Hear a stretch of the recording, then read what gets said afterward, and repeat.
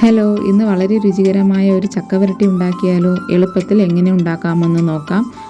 അതിനായിട്ട് 1 കപ്പ് ശർക്കരയാണ് എടുത്തിട്ടുള്ളത്. നന്നായിട്ട് പൊടിച്ചെടുത്തതിന് ശേഷം ഒരു പാത്രത്തിലേക്കിട്ട് 1/2 കപ്പ് മാത്രം വെള്ളം ഒഴിച്ച് നന്നായിട്ടൊന്ന് കുറുക്കിയെടുക്കാം. കട്ടകളൊന്നും ഇല്ലാതെ നല്ല രീതിയിൽ അലിയിച്ചെടുക്കാം.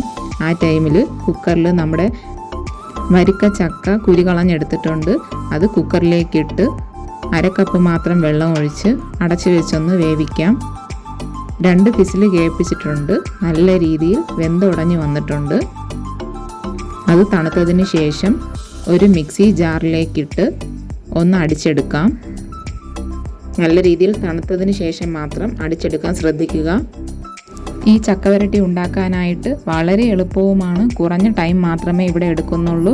നല്ല ടേസ്റ്റിയുമാണ്. എല്ലാവരും ഒന്ന് ട്രൈ ചെയ്ത് നോക്കൂ. ഈ അടിച്ചെടുത്ത മിക്സിനെ ഒരു പാനിലേക്ക് മാറ്റാം.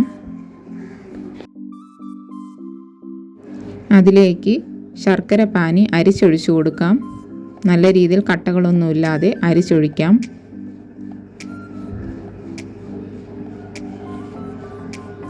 ശേഷം നല്ല രീതിയിൽ ഈ ചക്കയും ശർക്കര പാനിയും നല്ല രീതിയിലൊന്ന് യോജിപ്പിച്ചെടുക്കാം.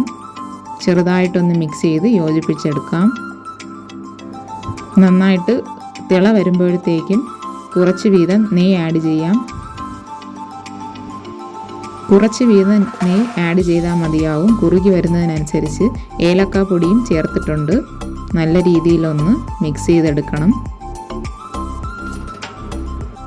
ശർക്കര വെള്ളമെല്ലാം വറ്റി നല്ല രീതിയിലൊന്ന് കുറുകി പരുവത്തിന് വരും. പാനിൽ നിന്ന് വിട്ട് വരുന്ന ഈ ഒരു പാകമാണ് ഇതിൻ്റെ പരുവം. ഇവ നല്ല രീതിയിലൊന്ന് റെഡിയായിട്ടുണ്ട്. ഇതൊരു പാത്രത്തിലേക്ക് കോരി മാറ്റാം. ടേസ്റ്റി ആയിട്ടുള്ള ചക്കവരട്ടി ഇവിടെ റെഡി ആയിട്ടുണ്ട്. ഇഷ്ടമായാൽ സബ്സ്ക്രൈബ് ചെയ്ത് സപ്പോർട്ട് ചെയ്യൂ.